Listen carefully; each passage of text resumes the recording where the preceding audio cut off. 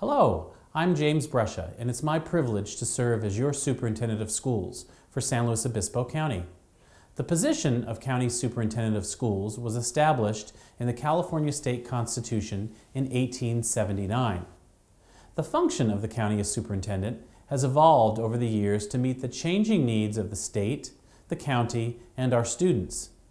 The responsibilities of this constitutional office include educational services for the medically fragile students, services for disenfranchised students, services for court and community school students, and services for juvenile hall students.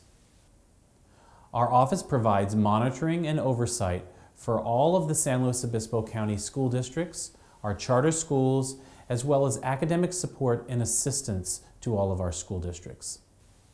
The County Office of Education provides direct services to small school districts and is responsible for implementing regional support activities to assist district and school staffs. This year, our local school districts are participating in a collaborative effort to promote career and technical education for San Luis Obispo's 35,000 students. This type of program involves a multi-year sequence of courses that integrates core academic knowledge with technical and occupational knowledge to provide students with a pathway to post-secondary education and careers. One example is the Culinary Arts Academy in Paso Robles. The Academy's high school curriculum instructs the students in sanitation, nutrition, basic and advanced cooking, as well as bookkeeping. I'm pretty much teaching a work ethic, how to work, how to look at a job, how to prioritize the job. We just do it in food. Even if you're a carpenter and you don't build the building before you lay the foundation, the priority is the groundwork, then the foundation, then the framing. It goes like that. So you start, what is the groundwork of food? Chopping all your vegetables, getting all this prepared so you can start cooking your soup. Okay? You just don't start cooking the soup, then throw things in afterwards. So it's, like I said, it's a work ethic, how to teach them how to work and look at a job. Program Director Rod Blackner supervises the program, which was established in 1998. This program was established to fulfill the rapid growth and demands of the food service industry. We wanted to build a central kitchen, but we also needed the idea of a training center for students as well, for high school students. Right. So we got into the looking at a couple different options, and the assistant superintendent at that time of business was Eric Smith, and he says, you know what? He says, there's a thing called a QZAP, which is a Qualified Zone Academy bond. And he said, with that would help us with, because you're wanting to build this culinary academy, and you got the central kitchen. He said, but putting the two together, you would get state funding for it, matching funding. And so we thought, that's perfect. Families are eating a lot of fast food. They're not really producing things at home. And so therefore they're losing touch with how to make it even.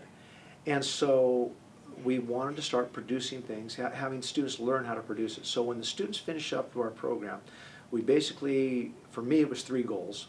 One was for them to finish up with the program and say, oh, I love food service, I want to go on to a 4-year college, I want to get my degree. That's my goal. The next one would be for a student to finish up with the program and say, okay, I love food service, I really have no interest in doing school, nothing there, I just want to have a job.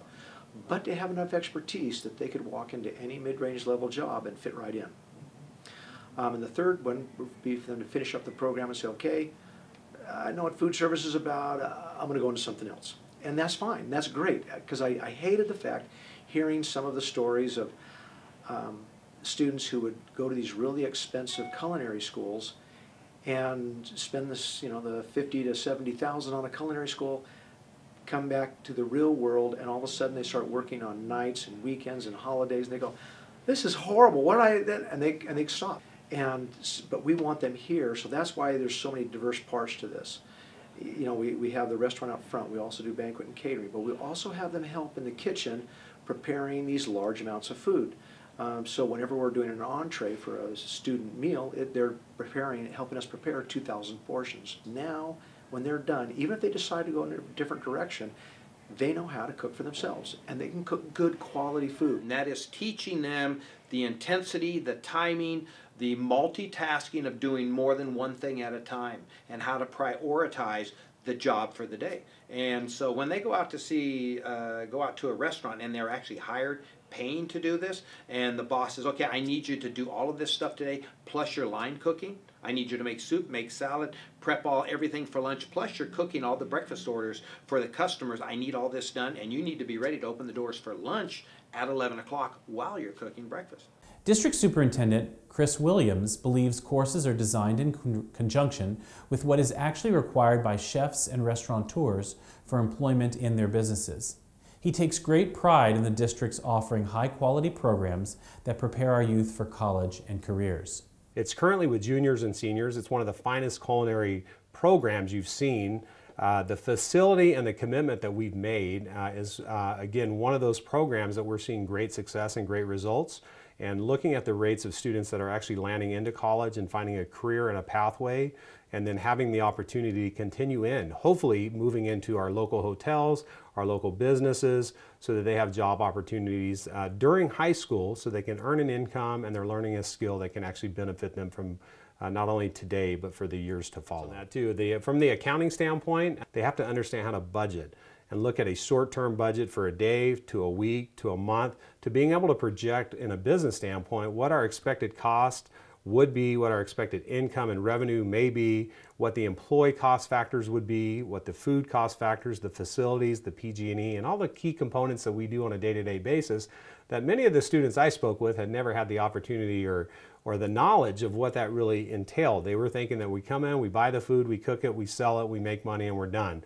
But as you talk about workers' comp and liability and insurance and the factors of how to really run a business and the risk factor that you do and the money you put in could actually have a negative or positive input or a negative effect on what your end result is when you're looking at revenue and the cost factors that they have. So from a math standpoint, the kids are really able to have the cross-curriculum area where it's a hands-on skill that they're learning, but it also infuses into our English component, our math component, our science component, and then the presentation and oral speaking skills and working with families have been a very rewarding opportunity for these students that really have enhanced what they're doing on a day-to-day basis.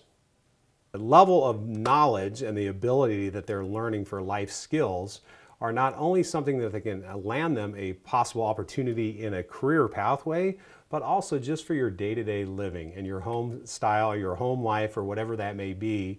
And I've been learning how to do one of the most fabulous dishes in the world, and it's a cauliflower with quinoa pizza dough with no flour in it, and I have to say it's just fabulous. So all my special guests that I bring over, I make sure they get to taste that because it's very healthy. It is pizza, and I am Italian, and I love that. And Career technical education can engage students in dynamic and seamless learning experiences. These programs result in student mastery of career and academic knowledge.